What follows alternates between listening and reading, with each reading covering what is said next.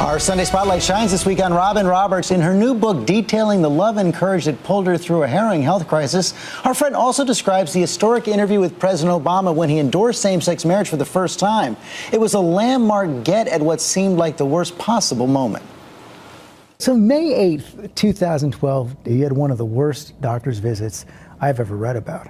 It was the first time I was meeting with an MDS specialist. Did GMA that morning, headed to the hospital, and she was less than encouraging. I respect the fact that she wasn't sugarcoating anything. But you called her Dr. Doom and Gloom. Yes, and not my style. For some people that works. For me, I don't want to be told to basically, here's a shovel, start digging. I'm, as you know, an optimist. My phone had been off for a few hours. You didn't know that everybody back here had been looking for you for hours. I had no idea. I was just really in this zone of, I got to figure out what it is I'm facing and how I'm going to deal with it. So I leave the hospital and finally turn on my phone, and I think it almost blew up because of all the messages that were coming through. In her new book, Robin describes an emotional roller coaster that day. First hearing that even with a bone marrow transplant, she might not survive. Then the big news that she'd scored an historic interview with President Obama. There was a point where I was thinking to myself, do I have to do this? Can someone else do this interview? I don't know if I'm mentally in a place to do it. But that doesn't seem like it's in keeping with the whole way you've wanted to deal with this condition. Well, I want it to be business as usual. You're absolutely right. And that's why I eventually went through with it. Mr. President, are you still opposed to same-sex marriage? I think same-sex couples should be able to get married.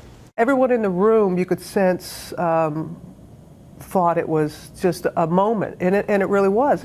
You write about this in your book. There was a lot of commentary about why you were chosen to do this interview. How did that hit you? I didn't like it. I could not remember another time when a reporter was questioned about why they were the ones selected to talk to the president.